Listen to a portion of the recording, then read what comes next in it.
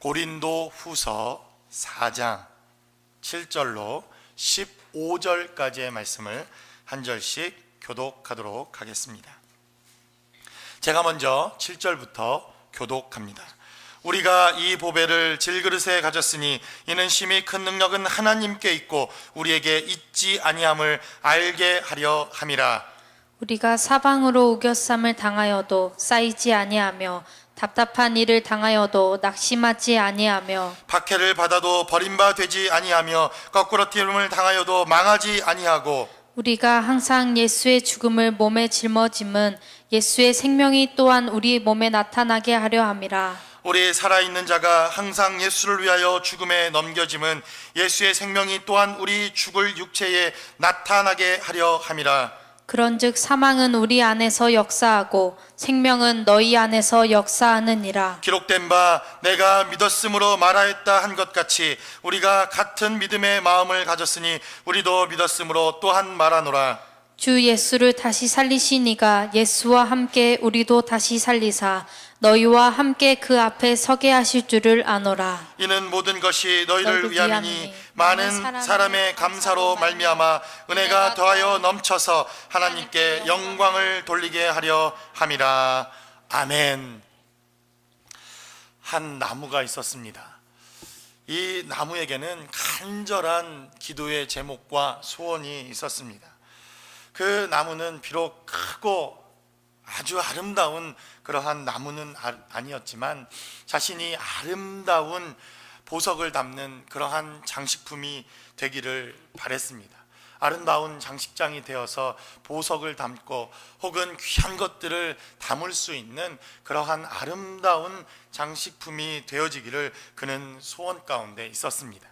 그래서 자신을 잘 가꾸었고 그리고 자신이 정말 아름다운 장식장이 되어지기를 소원하는 마음으로 자신이 자라면서 자신의 생각과 그리고 자신을 돌보아 그렇게 잘 자라가고 있었습니다. 어느 날 목수가 자신의 주인이 자신을 이제 목수에게 팔아 자기가 운명으로 이제 기도하며 되어지기를 바랬던 장식장이 되기를 바라는 그러한 때가 되었습니다. 그러나 자신의 바람과는 완전히 다르게 그 나무는 가축에 먹이를 주는 말구유, 우리가 말하는 쉽게 얘기하는 말 밥통이 되어지는 그러한 역사가 있게 됩니다. 말 밥통이 되어진 자신의 모습을 비관하며 왜 하나님께서 자신의 기도를 들어주시지 않는가, 그러한 불평과 원망이 늘 그의 삶 속에 있는 것을 보게 되었습니다.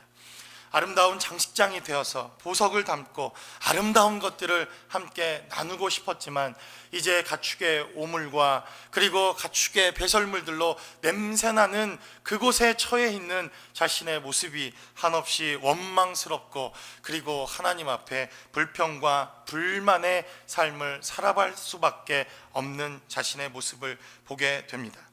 또 다른 나무 하나도 있었습니다. 이 나무도 간절한 기도의 제목이 있었습니다. 이 나무는 정말 멋진 군함이 되고 싶었습니다.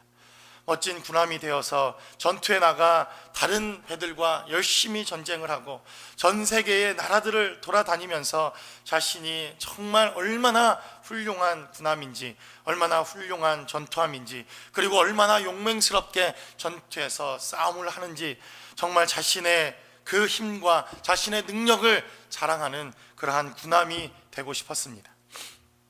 그래서 이 나무도 자신을 열심히 가꾸었고 튼튼한 군함이 되기 위하여 자신의 삶을 열심히 노력하며 가꾸어 냈습니다. 전 세계의 바다를 마음껏 누비는 꿈을 꾸었고 전 세계 전투에서 힘을 다하여 군사들과 함께 용맹스러운 배가 되는 꿈을 꾸기도 했습니다. 자신이 배가 된다는 것, 용맹스러운 군함이 된다는 것을 상상하기만 해도 그 마음 가운데 기쁨과 은혜가 넘쳐났습니다. 어느 날 그 나무도 어김없이 목수의 손에 들려와서 그가 새로운 모습으로, 그가 꿈꾸었던 군함의 모습으로 탈바꿈 되어지는 시기가 다가오게 되었습니다. 그러나 자기가 상상했던 군함이 아니라 그는 아주 조그마한 물고기를 잡는 어선이 되고 맙니다. 비늘 냄새는 진동했고 자신의 배에는 늘 죽은 물고기의 시체 썩는 냄새와 함께 비늘 냄새로 진동하는 것을 보게 됩니다. 혹 주인이 고기가 잡히지 않는 날이 되면 내가 좀 더 좋은 배를 가졌더라면, 내가 좀 더 아름다운 배를 가질 수 있었다면 더 많은 물고기를 잡았을 텐데 라고 하며 자기를 비아냥거리며 자기에 대하여 물고기 잡히지 않는 것에 대해 화를 내는 그 모습 때문에 더 마음이 상하고 더 감정이 상해지는 것을 그는 경험하게 되었습니다.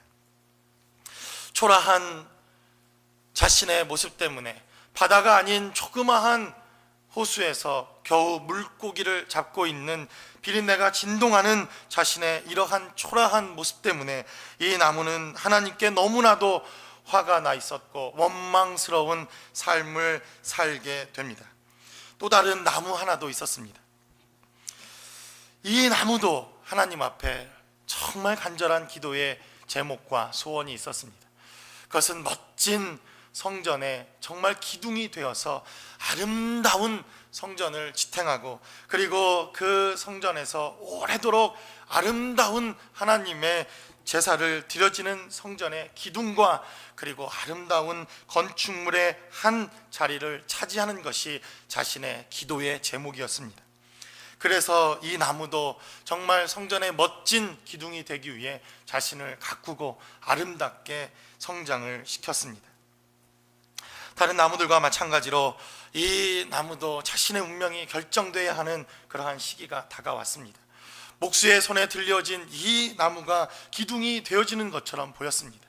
자신의 모양이 기둥처럼 깎여져 나가는 것을 그는 느끼면서 내가 성전의 기둥이 되겠구나 라고 하는 기대감으로 부풀어 있었지만, 그는 그 기대와는 다르게 십자가의 형틀에 기둥을 세우는 그러한 기둥으로 변하게 되는 것을 경험하게 되었습니다.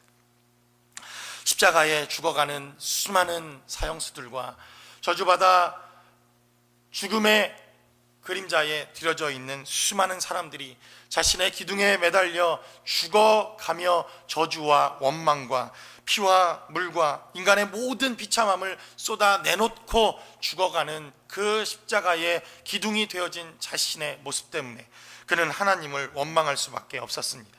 오늘도 죽어가던 그 한 사형수가 세상의 모든 원망과 세상의 모든 불평과 세상의 모든 죄악들을 자신의 기둥에 쏟아내놓고 처참하게 죽어가는 모습 때문에 이 나무는 오늘도 괴로운 밤을 보낼 수밖에 없는 삶을 살아가고 있었습니다. 이러한 자신의 모습 때문에 너무나도 저주스럽고 한탄스러운 자신의 생과 자신의 모습을 하나님 앞에 원망할 수밖에 없었습니다. 말밥통이 된 어느 날 이 나무가 어느 날 하나님의 저주와 하나님의 비참한 마음과 그리고 하나님께 원망하며 삶을 살아가고 있던 어느 날 그는 밖에서 들려오는 이상한 소리 하나를 듣게 됩니다.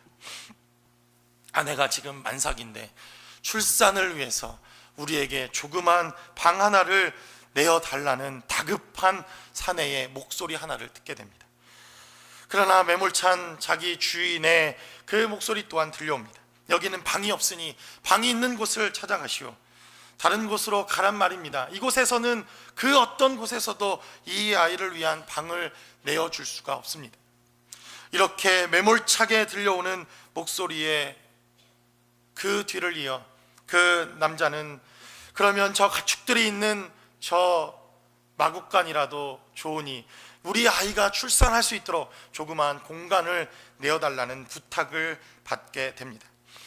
주인이 하는 수 없이 허락하고 난 이후 오물로 가득 차 있었던 자신의 모습이 깨끗하게 치워지고, 그리고 그곳에는 푹신한 이불 하나가 놓여 어린아이 하나가 자신에게 놓여져 있는 그러한 상황을 그 나무도 경험하게 됩니다. 지금까지 원망과 불평과 그리고 왜 나는 이 말밥통이 될 수밖에 없는가 하나님께 원망하던 그러한 삶의 마음이 이 아이의 방긋 웃는 그 표정 때문에 녹아지고 또 내려지고, 그리고 하나님께 원망했던 삶들이 기쁨과 생명으로 바뀌는 것을 이 나무는 경험하게 되었습니다. 힘들고 어려운 일이 다시 시작되었습니다. 더러워지기 시작한 자신의 모습을 다시 보게 됩니다. 말과 여러 가지 가축의 냄새들로 고약한 환경과 어려운 환경이었지만 여전히 그 말밥통이 된 나무는 자신에게 누워 방긋 웃고 있던 그 아이의 모습과 그 아이를 생각하기만 하면 그 마음의 기쁨과 그 마음의 생명이 넘쳐나는 것을 그는 경험하게 되었습니다.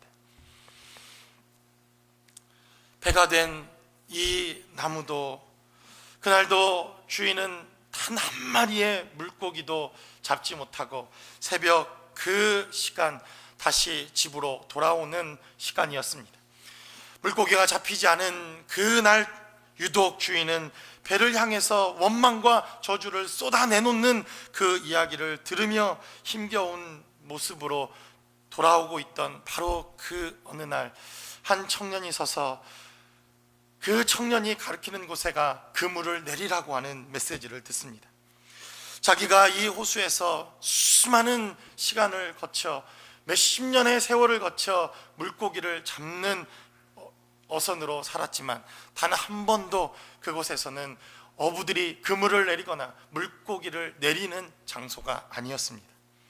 그러나 그 청년의 메시지와 그 청년의 요구는 도무지 거부할 수 없는 권위와 권세와 능력이 있었음을 그 어부와 이 나무 어선은 배는 깨닫게 됩니다. 그 청년의 말을 듣고 그물을 내린 그곳에서 그물이 찢어지는 이러한 놀라운 역사와 하나님의 능력을 이 배는 체험하게 됩니다. 그리고 자기 위에 올라타 바닷가에서 메시지를 듣고 있는 많은 어부들을 바라보며 자기 위에 올라와 하나님의 나라와 하나님의 메시지를 전하고 있는 그 청년을 태운 이후로 그 배도 삶의 변화가 시작되어지는 것을 체험하고 경험하게 됩니다. 여전히 작은 호수이지만, 여전히 비린내가 진동하는 그러한 보잘것없는 배이지만, 저 넓은 바다에서 자신의 능력과 그 놀라운 자신의 그 꿈을 펼치기에는 부족한 너무나도 초라한 어선이지만, 그 청년이 자기 위에 올라와 하나님의 말씀을 가르치던 이후부터 자신의 삶의 변화와 능력이 시작되는 것을 이 작은 배도 체험하고 경험하게 되더라는 것입니다. 십자가의 기둥이 된 이 나무도 오늘 이상한 소리를 하나를 듣게 됩니다. 내일 또 처형장으로 자기가 기둥으로 세워져야 하는데, 내일 죽게 되는 이 사형수는 미치광이라고 합니다. 나이도 어린데 미치광이가 되어서 자신이 하나님의 아들이라고 하는 죄목으로 죽게 되었다는 소식을 듣게 되었습니다. 특별히 미치광이 같은 사형수들, 특별히 젊은 사형수들, 특별히 마음의 분과 원통함이 가득한 사형수들을 만날 때마다 쏟아내놓는 저주와 쏟아내놓는 그들의 죄악과 그 고통의 몸부림 때문에, 밤잠을 이루지 못했던 자신의 경험 때문에 이 나무는 내일 이 사형이 집행되어야 할 이 청년의 이야기로 고난스럽고 고통스러운 밤을 보내게 되었습니다. 자신을 이제 형틀로 데려가는 로마 병정을 통해서도 지금까지 볼 수 없었던 사형수, 그리고 미치광이라고 알려져 있는 이 사형수에 대한 이야기를 또 이 아침 듣게 된 이 나무는, 그러나 그 사형수를 보자 말로 표현할 수 없는 평안과 말로 표현할 수 없는 하나님의 은혜를 체험하고 경험하게 되었습니다. 그는 들려왔던 소문과는 다르게 십자가 안에서 피를 흘리며 자신의 모든 생명을 쏟아내 놓으면서도 저들의 모든 죄와 허물을 사해달라고 기도하는 하나님의 기도의 음성을 듣기 시작합니다. 많은 사람들을 대신하여 자신을 대속물로 죽어가던 이 청년의 모습과 그의 죽음을 체험하고 난 이후 이 십자가의 기둥이 된 나무의 삶에도 변화가 일어나기 시작합니다. 지금도 수많은 사람들이 그 형틀에서 피를 흘리며 끔찍한 모습으로 죽음을 향해 달려가고 있지만, 그러나 그 이전 청년 하나가 자기의 형틀에서 매달려 죽고 난 이후에 이 형틀이 바로 살리는 길이요, 생명의 길이요, 하나님의 능력의 길이라는 사실을 그는 누구보다도 잘 체험하고 경험케 되어집니다. 멋진 건축물의 기둥이 되고 싶었지만, 그러나 그 십자가의 형틀이 되어서 하나님의 아들이 자신의 삶의 자리에서 죽어가는 삶의 모습을 체험하고 경험하게 된 이 나무도 그의 삶이 새롭게 변화되어지는 계기가 되었다는 것입니다. 이 이야기는 엘레나 파스콜리라고 하는 사람이 쓴 동화집, 아니 정확하게 말하면 그림 동화집 새 나무 이야기를 제가 현대어로, 그리고 여러분들이 알아들을 수 있을 그러한 이야기로 이야기를 만들어서 여러분들에게 말씀을 나누었습니다. 잘 아는 것처럼 사도 바울은 오늘 고린도후서 4장 7절의 말씀을 통해서 우리가 이 보배를 질그릇에 가졌으니 이는 심히 큰 능력이 하나님께 있고 우리에게 있지 아니함을 알게 하려 함이라 라고 말합니다. 엘레나 파스칼리라고 하는 이 사람이 그린 이 그림의 이야기는 글로 기록되어져 있는 이야기는 아니지만 우리에게 전달하고 있는 대단히 중요한 메시지가 있다고 생각되어집니다. 질그릇과 같은 우리, 깨어지기 쉬운 우리, 그 누구도 우리를 귀하게 여기지 않는 우리의 인생의 모습이지만, 그러나 그가 누구를 만나는가, 무엇을 만나는가, 무엇을 담고 있는가가 우리의 삶의 모습을 결정한다는 대단히 중요한 복음적 메시지를 우리에게 전달하며 증거하고 있다는 것입니다. 사도 바울은 오늘 고린도후서 4장 7절의 말씀을 통해서 우리가 이 보배를 질그릇에 가졌다 이렇게 이야기합니다. 여러분, 이 보배는 무엇입니까? 바로 우리에게 생명으로 오신 예수 그리스도, 그분을 가르칩니다. 사도는 이렇게 고백합니다. 본인이 질그릇이라고 고백합니다. 깨어지기 쉬운 것이라고 말합니다. 보잘것없는 것이라고 말합니다. 그 누구에게도 관심을 가질 수 없는, 그 누구에게도 칭찬받을 수 없는 자신의 연약함과 모습으로 본인은 질그릇과 같다 이렇게 비유합니다. 그러나 이 질그릇의 보배를 갖게 되었다는 것입니다. 이것은 바로 하나님께서 이는 심히 큰 능력이 하나님께 있고 우리에게 있지 아니함을 알게 하시기 위하여 우리에게 주신 하나님의 은혜라고 그는 그렇게 고백합니다.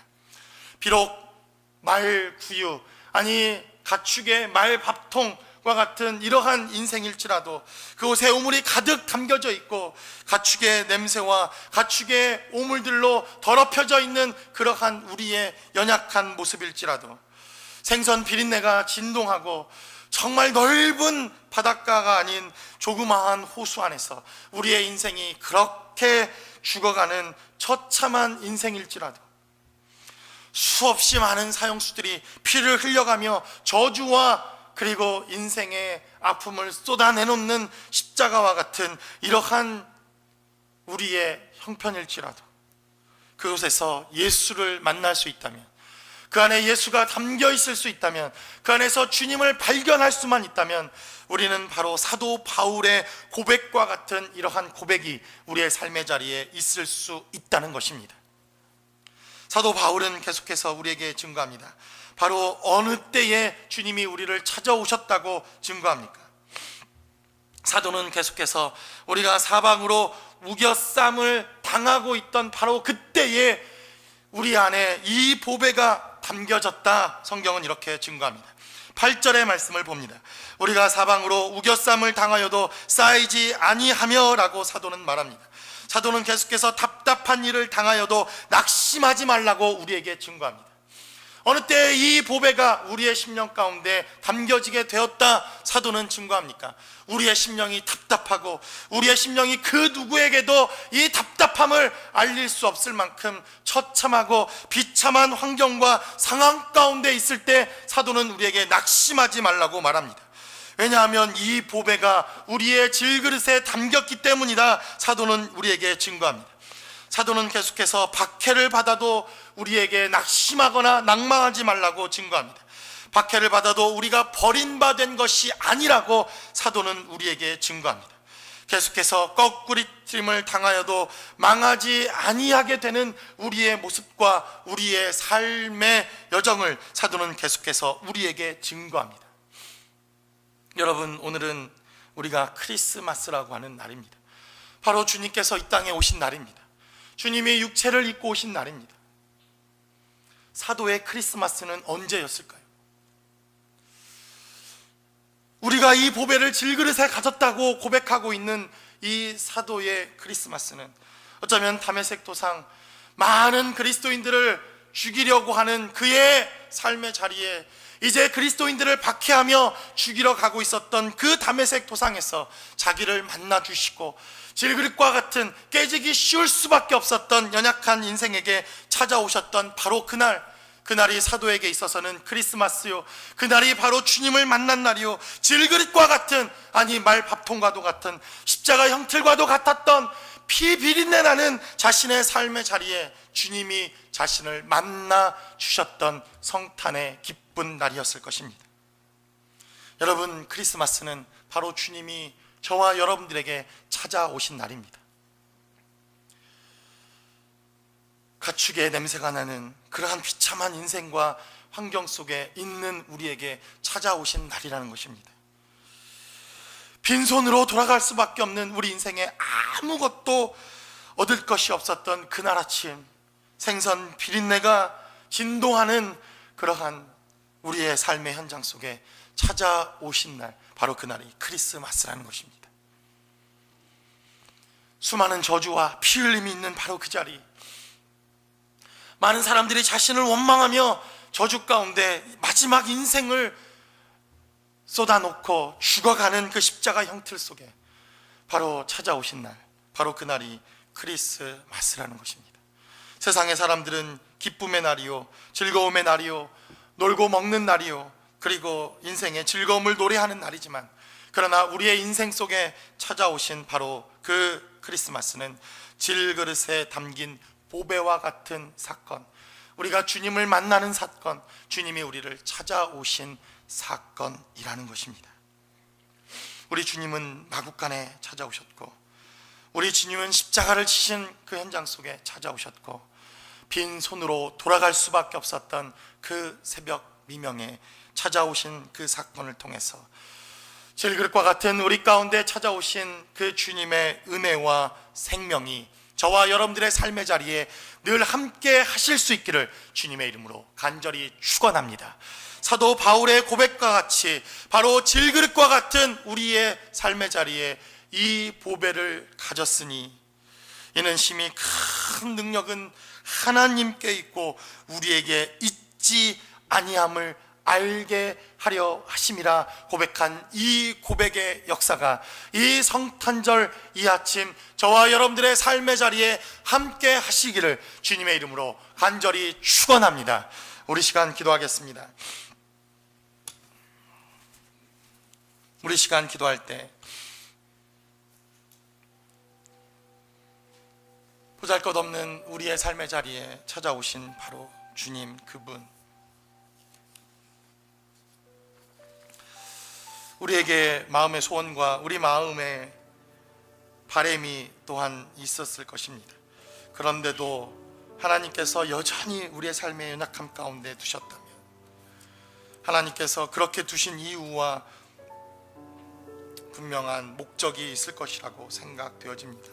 하나님, 우리를 찾아오신 바로 주님, 마국간에서 우리를 만나주신 주님, 비린내 나는 그 배 보잘것없는 그곳에서 우리를 만나주셨던 주님, 십자가 그 아래 눈물로 피를 쏟고 있던 우리의 삶의 현장에 찾아오셨던 바로 주님, 바로 그 주님을 맞이하는 성탄의 기쁨이 우리 가운데 있게 도와주시고, 그 주님을 찬양하며 예배하는 우리의 삶의 자리가 있게 해달라고 우리 시간 다 같이 한 목소리로 기도하겠습니다.